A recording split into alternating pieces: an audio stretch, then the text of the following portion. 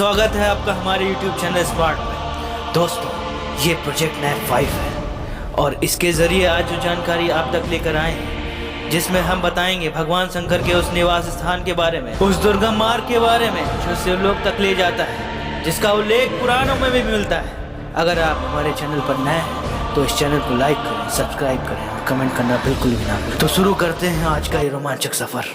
दोस्तों, विस्मय और आश्चर्य से भरा हमारा ये ब्रह्मांड ना जाने कितने अनगिनत रहस्यों को अपने अंदर समेटे हुए, ना जाने कितने अज्ञात प्रश्नों के उत्तर इस ब्रह्मांड में आज भी छुपे हुए हैं, जिनमें से कुछ का उल्लेख हमें पुराणों और ग्रंथों से प्राप्त होता है। आधुनिक विज्ञान से हटकर यदि हम वैदिक शास्त्रों की ओर अपना रुख करेंगे तो हम पाएंगे कि वैदिक कॉस्मोलॉजी यानी ब्रह्मांडवाद आज की मॉडर्न कॉस्मोलॉजी से बहुत ही अलग। वेदों में 14 लोकों अर्थात 14 डिवीजन, 14 वर्ल्ड की बात कही गई है, जिनमें अपने पृथ्वी से ऊपर की ओर 6 लोक और पृथ्वी से नीचे की ओर 7 लोक है, जिसको अलग अलग प्रकार के देवता और सेलेस्टियल पावर्स उस वर्ल्ड को कंट्रोल और रेगुलेट करते हैं। लेकिन आज हम बात करेंगे केवल देवों के देव महादेव के बारे में। हम बात करेंगे उनके निवास स्थान की, उनकी नगरी की।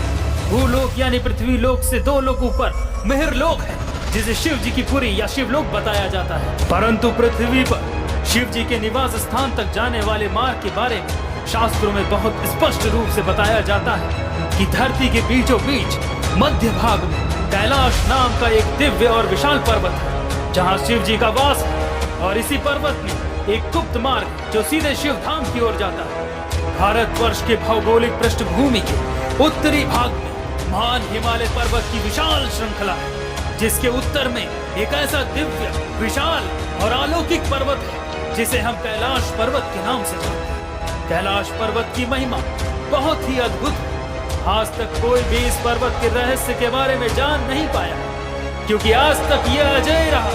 इस पर्वत पर चढ़ पाना हर किसी के वश में नहीं। कई पर्वतारोहियों ने इस पर चढ़ने की कोशिश की, परंतु असफलता के सिवा उनके हाथ कुछ नहीं लगा।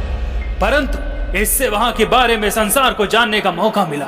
इससे पहले भी अनेक वैज्ञानिकों, जो कि न केवल भारत से थे अपितु कई विदेशी वैज्ञानिक संस्थाओं ने यहाँ पर आकर रिसर्च करने की कोशिश की, लेकिन यहाँ की दिव्यता और कुछ आश्चर्यजनक घटनाओं को देखकर वो भी चकित रह गए, जिससे उनको भी ये महसूस हुआ कि इस दिव्य पर्वत पर किसी अलौकिक शक्ति का वास या प्रभाव। ऐसा कहा जाता है कि यहाँ चारों दिशाओं का मिलन होता है, इसलिए यहाँ का समय बहुत तेज गति से चलता है। इस पर्वत पर चलने वालों के नाखून और बाल बहुत ही तीव्र गति से बढ़ते हैं। दिशा सूचक यंत्र यानी कंपास काम करना बंद कर देता है। भयंकर तूफानी बर्फबारी अचानक शुरू हो जाती है। ऐसा लगता है मानो कोई दिव्य शक्ति उस पर्वत पर चढ़ने से रोक रही है। कई लोग जो यहाँ पहले से इस पर्वत पर चढ़ने का प्रयास कर चुके हैं, वो कहते हैं कि कभी कभी उन्हें अचानक एक ध्वनि, एक नाद सुनाई पड़ता है, जो सुनने में ओम और डमरू की ध्वनि और नाद जैसा प्रतीत होता है। वैज्ञानिकों का ऐसा मानना है कि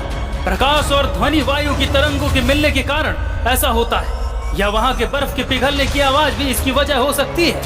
पर शैविक भक्त तो यही मानते हैं कि ये शिव जी के नृत्य और डमरू की ध्वनि है, जो सीधे शिवलोक से आ रही है। अन्य वैज्ञानिक ऐसा मानते हैं कि ये कैलाश पर्वत अंदर से खोखला है। इस पर्वत के अंदर एक खाली स्थान है, पर जो भी हो, बाहर से देखने पर इस पर्वत की दिव्यता को कोई भी देखकर मंत्रमुग्ध हो सकता है। बाहर से देखने पर यह पर्वत शिवलिंग की तरह के आकार का लगता है। जब सूर्य की किरणें इस पर पड़ती हैं, तो यह पर्वत मानो ऐसा लगता है कि पूरा स्वर्ण शिवलिंग का हो गया है। मानो सूर्य देव अपनी किरणों से इस शिवलिंग का अभिषेक कर रहे हैं। इस हिम से ढके दिव्य पर्वत से 4 नदियों का प्रादुर्भाव होता है, जो कि सतलुज, ब्रह्मपुत्र, इंदस, कर्नाली जो घाघरा के नाम से भी प्रसिद्ध है, प्रवाहित होती रहती है। ऐसा कई शास्त्रों से पता चलता है कि इस दिव्य पर्वत पर 2 प्रकार की झीलें हैं, परंतु दोनों का स्वभाव अलग अलग है। एक का नाम राक्षस झील है। इस झील के पानी का रंग श्याम वर्ण यानी काले रंग का है,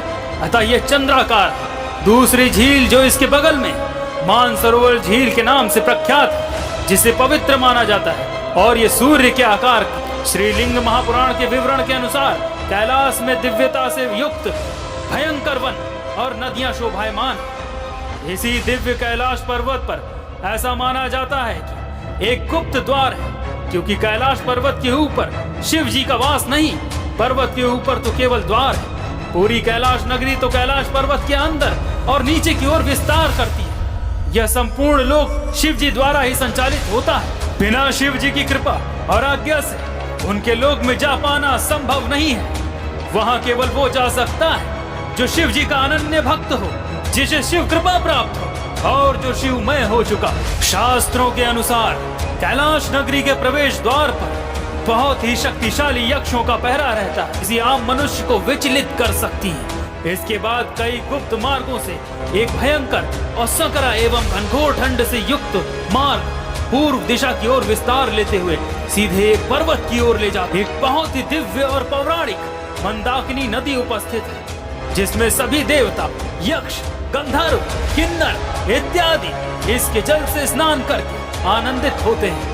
इसी पवित्र नदी के दक्षिण दिशा में यक्षराज कुबेर का निवास स्थान है, जहां कई यक्षगण अन्य महात्माओं के साथ वास करते हैं। उसके उत्तर भाग में शिव जी का वैदूर्य मणि से निर्मित सुंदर भवन है, जहां अविनाशी भगवान शिव शंकर स्वयं विराजमान रहते हैं और यही